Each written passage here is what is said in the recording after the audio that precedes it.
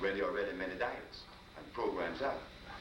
I said the reason why the African biomineral balance is so necessary is because when they removed the Africans from Africa, they did not bring our food with us.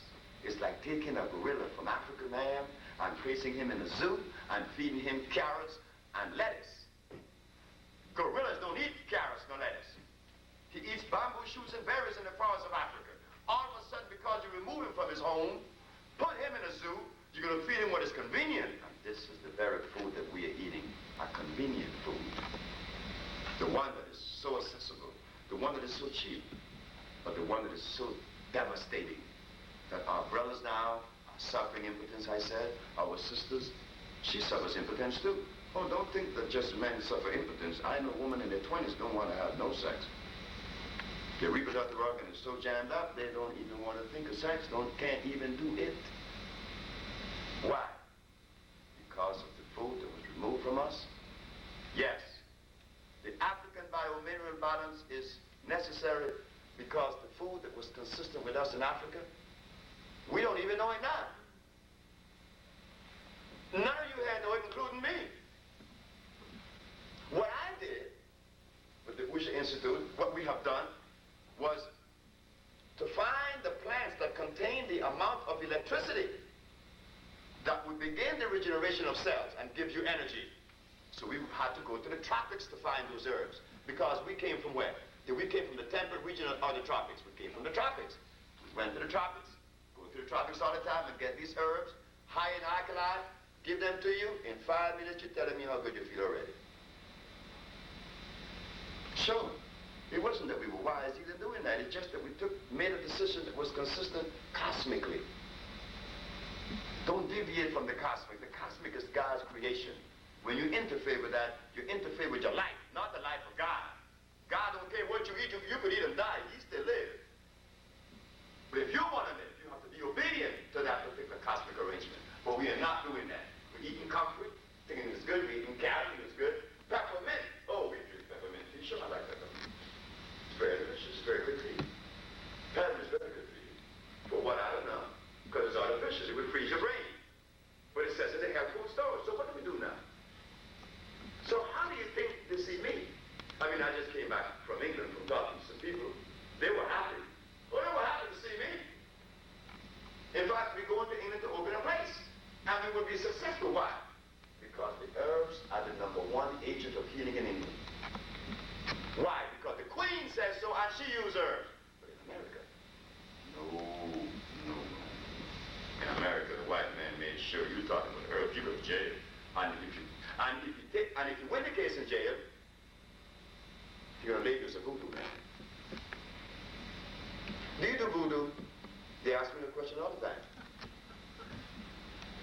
It is impossible for a black man to be equitable unless he's indulging in voodoo.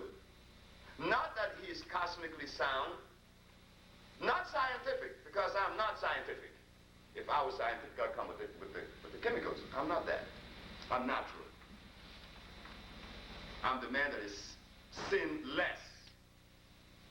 I'm not the only man that realizes that we are not sinful. I know some other people that I've met in my life that knows that they do not have to pray to save their soul from sin or cleanse their soul from sin, because they realize and they know that they were not sinful people and that we did not come from sinful people. We came from godly people. But now, because of the food that we were forced to eat, it changed that whole thing around. And we find ourselves first hating ourselves.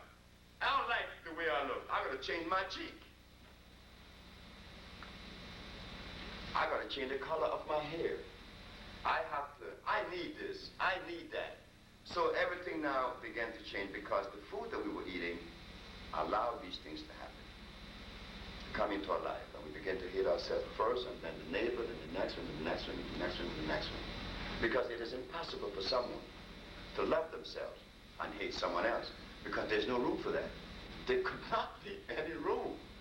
I mean, I should know that one also, because when I was in my 20s, and my second wife left me, I took a machete. You see, I come from Central America, you know, where we use machete. You guys pick cotton in America.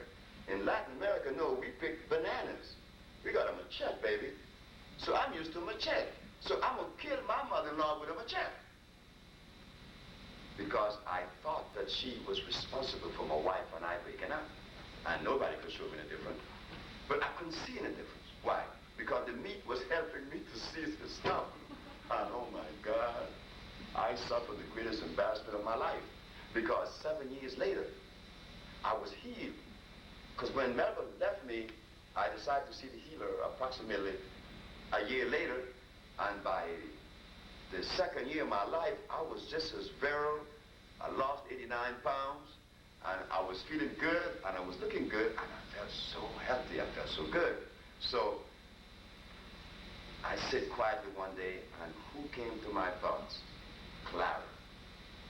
Why Clara? Because Clara is the name of my mother-in-law, the one that I wanted to kill, the one that if I get with that would be, I'd chop an egg off, at least, or an ear. At least I'd bite an ear off, you know, I had to get something.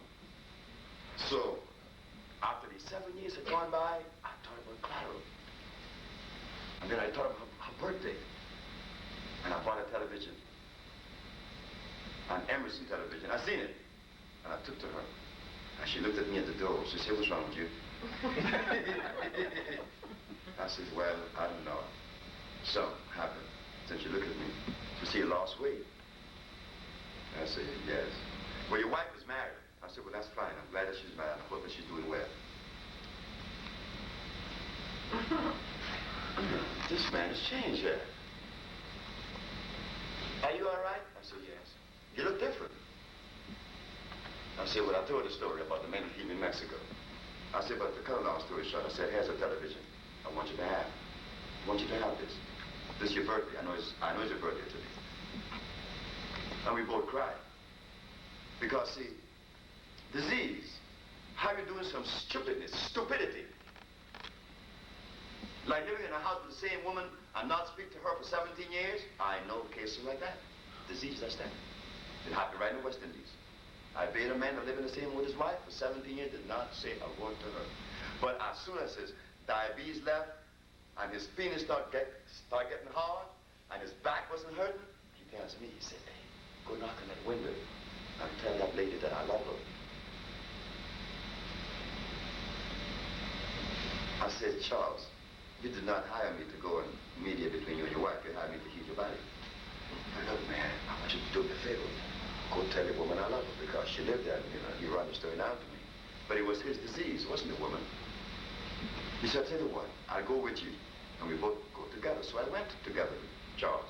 And I knocked on the woman's door. And she opened it half. You know, it was a door that opened, you know, these doors that open.